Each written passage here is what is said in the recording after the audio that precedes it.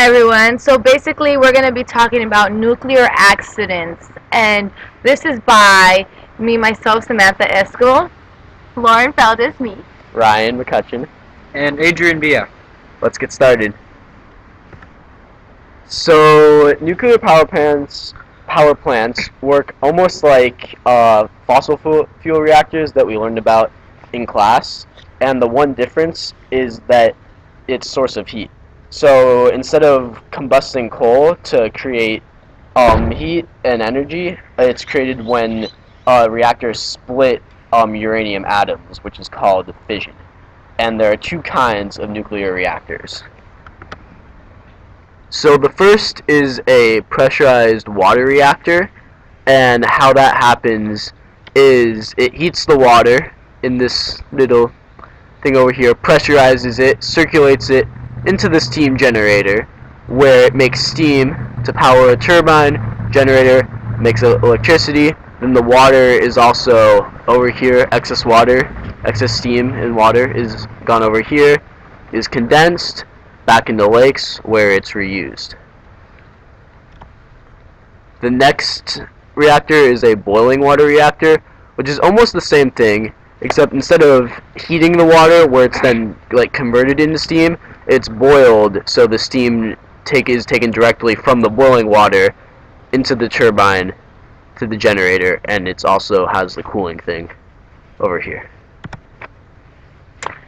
And these are one of the accidents that happened because of a nuclear plant, and it's called the 3 Mile Island.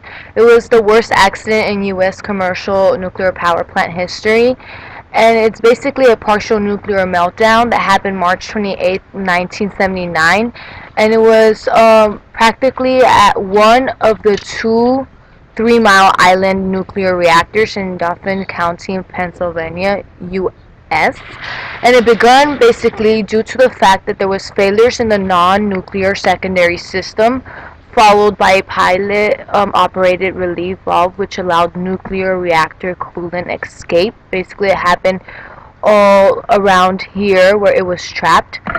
Reasons for the disaster that caused it was basically the confusion concerning the state of the valve in the reactor's control system, this whole system, and yes, it could have been prevented by an application of human factor principles, which involve the expectancies and visibility of the system's underlying process.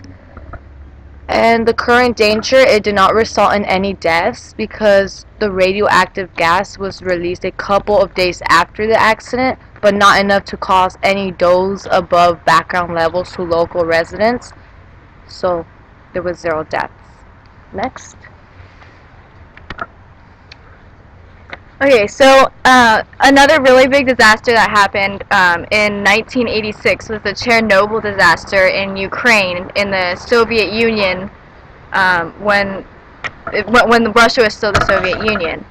And so what happened was this plant, they were testing to see whether or not if there was a big emergency and there was a loss of power, if the slowing turbine would still have enough electricity to operate the cooling water circulating the pumps. Except what happened was when they were doing the test, the turbine power fell too rapidly, so they had to replace the voltage regulators. And there was a miscommunication between all of the operators, and the reactor was an old design that we don't have now, and it caused unsafe conditions, and a sudden surge of power caused there to be an explosion, which released a whole bunch of radioactive material. And this was a particularly bad one, and 28 people died of nuclear poisoning, and 2 workers died in the explosion.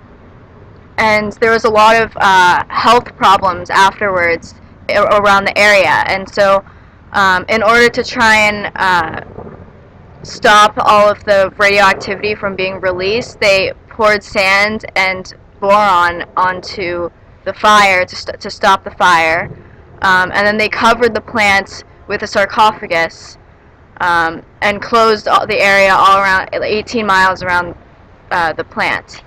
And yeah, this was a particularly bad one.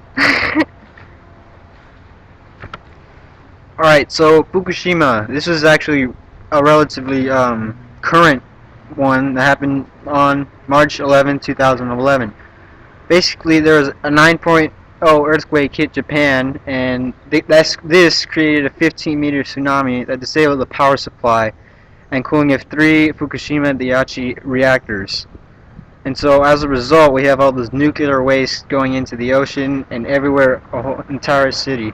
Luckily, nobody died as a result of this, and all three cores just completely melted into mush in a matter of 3 days. There's nothing really that can stop a 15-meter tsunami, so it was inevitable.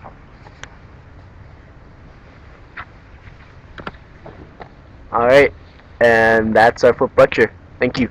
Thank you.